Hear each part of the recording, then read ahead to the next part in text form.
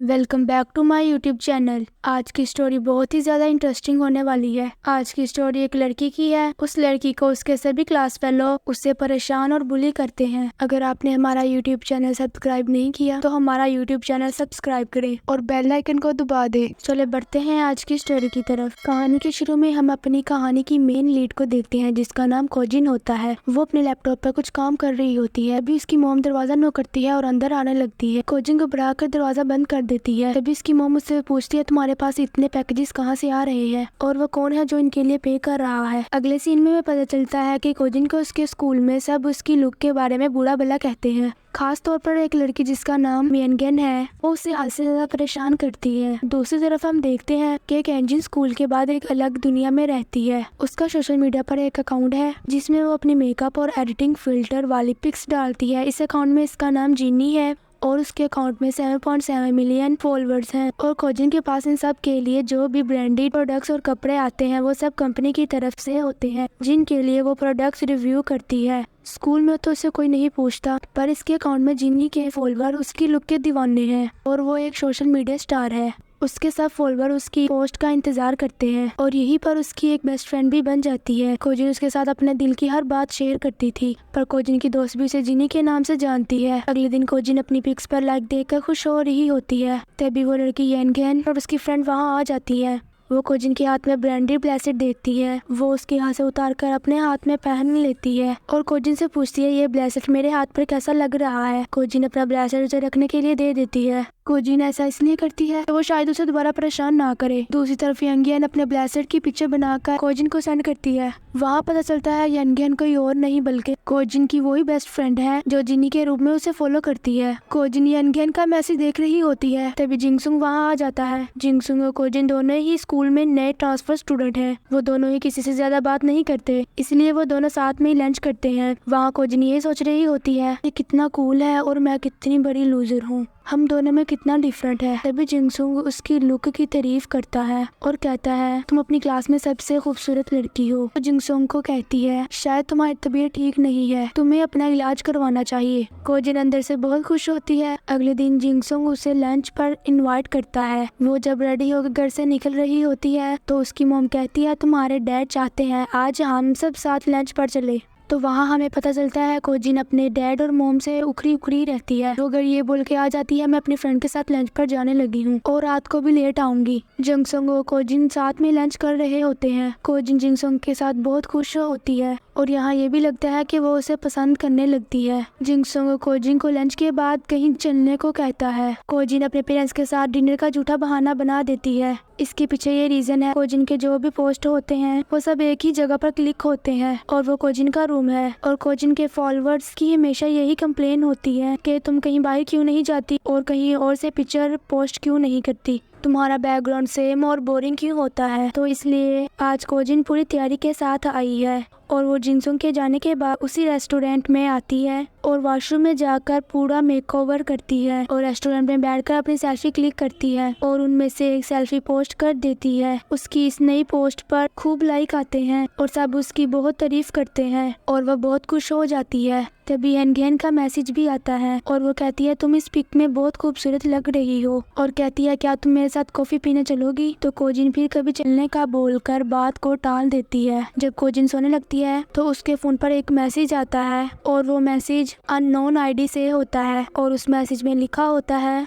Cozi मैंने आज तुम्हें देखा था, तुम अपने पिक्चर से बहुत डिफरेंट लग रही थी। तभी उसी आईडी से एक वीडियो आ जाता है जिसमें वो उसी रेस्टोरेंट में सेल्फी लेते हुई बैक साइड से दिख रही थी। कोजी वीडियो देख के घबरा जाती है। फिर सुबह उसकी आंख एक डरावने सपने से खुलती है और तभी उसके फोन पर उसी बंदे का गुड मॉर्निंग का मैसेज आता है। उसके बाद हमें एक स्कूल का सीन दिखाया जाता है जहाँ कोजिन यही सोच रही होती है किसी ने मुझे रेस्टोरेंट में सेल्फी क्लिक करते हुए पहचान तो नहीं लिया। तभी एक और मैसेज उस आईडी से आता है कि तुम मुझे रिप्लाई क्यों नहीं कर रही। कोजिन बहुत टेंशन में आ जाती है। इधर यंगेन कोजिन से बात कर रही होती है। कोजिन अपनी टेंशन में उसकी बात भी नहीं सुन रही होती जिससे यंगेन को गुस्सा आ जाता है। वो उसे फिर से परेशान करने लगती है और फिर उसे मारने लगती है। तभी टीचर ग्राउंड में पीटी करने के लिए बुला लेते हैं। जब ग्राउंड में पीटी कर रहे होते हैं तो एजिन खोई सी होती है और यनगेन की बात भी नहीं सुन रही होती। तभी उसे फिर से उसी आईडी से मैसेज आता है कि तुम क्लास में ध्यान क्यों नहीं दे रही। एजिन इधर उधर देखती है, क्या कोई यहाँ से ही मुझे मैसेज कर रहा है, वो कौन हो सकता है जो मुझे अभी देख रहा है। तभी फिर मैसेज आता है, क्या हुआ एजिन, तुम घबरा क्यों रही हो। अब एजिन परेशानी की हालत में नीचे गिर के बेहोश हो जाती है। जिंगसुंग वहीं से जा रहा होता है, वो देख के उसे उठा लेता है और एक रूम में ले जाता है। जब एजिन को होश होता है तो अपना फोन उठाती है और उसकी आईडी को ओपन करती है और उसकी डिटेल देखने लग जाती है और सोचने लगती है उसे मेरा नाम कैसे पता चला। तभी जिंगसुंग वहाँ आता है और उसका हाल पूछता है। वो कहता है, मैं बहुत परेशान हो गया था और मैं तुम्हारे पेरेंट्स को फोन करने वाला था पर तुम्हारा फोन लॉक था। जब वो उसका फोन उठा के उसे पासवर्ड पूछता है तो कोजिन जल्दी से उसे अपना फोन पकड़ लेती है और बोलती है, नहीं तुम्हें इसकी कोई जरूरत नहीं है। जिंगसुंग उसे रेस्ट करने का बोलकर वहाँ से चले जाता है। इधर टीचर भी स्टाफ रूम में यनगेन को बुलाते हैं और एजिन को परेशान ना करने के लिए कहते हैं क्योंकि उन्हें लगता है वो यनगेन की टेंशन से बेहोश हो गई है। जिंगसुंग रोक टोक पर एजिन का इंतजार करता है। कोजिन लंच में सिर्फ एक ब्रेड लेकर आती है और वो कोजिन से ले लेता है और जिंगसुंग उसे अपना लंच दे देता है। कोजिन सोचती है कि जिंगसुंग को मेरी सच्चाई पता चली तो वो क्या सोचेगा। वो अपनी क्लास के स्टूडेंट के बारे में भी सोचती है कि अगर उन्हें सच्चाई पता चलेगी तो वो सब क्या सोचेंगे और मेरा कितना मजाक उड़ाएंगे। वो ये सब सोच के भी परेशान हो जाती है। जिंगसुंग को वो खाने के लिए थैंक्स बोलकर वहाँ से चले जाती है। दूसरी तरफ क्लास में यनगेन एक पेपर पर सॉरी लिख के कोजिन की तरफ फेंकती है। वो ऐसा इसलिए करती है क्योंकि उसे टीचर ने कोजिन से माफी मांगने का बोला है। कोजिन क्लास के बाद जब घर जा रही होती है तो जिंगसुंग उसे कहता है, मैं तुम्हें घर छोड़ आता हूँ। जिंगसुंग का घर अपोजिट डायरेक्शन में पड़ता है, फिर भी वो उसे उसके घर छोड़ने के लिए जाता है। ये सोचकर एजिन खुश हो जाती है। वो दोनों एक गार्डन बेंच पे बैठे होते हैं तो जिंगसुंग उसे मिल्क टी ऑफर करता है जो वो अक्सर पिया करता है क्योंकि उसे कॉफी या कोल्ड ड्रिंक पसंद नहीं। एजिन को भी मिल्क टी का टेस्ट अच्छा लगता है। जिंगसुंग एजिन को कहता है, मुझे तुम्हारी ये बात अच्छी लगती है कि तुम्हारे दिल में जो भी बात होती है तुम मुझे बता देती हो, मैं तुम्हारी सब बातों पर भरोसा कर सकता हूँ। एजिन कहती है, तुम्हें ऐसा नहीं करना चाहिए क्योंकि मैं झूठ भी बहुत इजीली बोल लेती हूँ। इसके बाद जब जिंगसुंग कोजिन को बोलता है आज फुल मून कितना अच्छा लग रहा है तो एजिन मन में ये सोच रही होती है कि अगर चांद को पास से देखा जाए तो उसमें कितने दाग होते हैं। घर आके कोजिन देखती है कि सोशल मीडिया पे मैसेज आने लगे हैं क्योंकि 1 वीक हो गया कोजिन ने कोई भी पिक पोस्ट नहीं की। ये सब पढ़कर कोजिन परेशान हो जाती है। कोजिन उस अननोन आईडी के डर की वजह से कोई पोस्ट नहीं डाल रही थी। तभी यनगेन का भी मैसेज आता है तो वो उसका रीजन पूछती है तो कोजिन बहाना बना देती है कि मेरी तबीयत ठीक नहीं है। कोजिन को अब उस कंपनी के भी मैसेज आने लग जाते हैं जिन्होंने उसे अपने प्रोडक्ट्स के रिव्यू के लिए पे किया हुआ है। अगर उसने रिव्यू ना किया तो उसे पे बैक करना पड़ेगा। वो टेंशन में आ जाती है। अगले दिन भी कोजिन यनगेन और उसकी फ्रेंड को अपनी टेंशन की वजह से इग्नोर कर रही होती है तो यनगेन की फ्रेंड उसके हाथ से फोन खींच लेती है तो एजिन घबरा के अपना फोन लेने के लिए उसके हाथ पर काट देती है। एजिन का फोन जब उसके हाथ में आता है तो फिर से उस अननोन आईडी का मैसेज आता है कि तुम मुझे इग्नोर क्यों कर रही हो, मुझे रिप्लाई दो।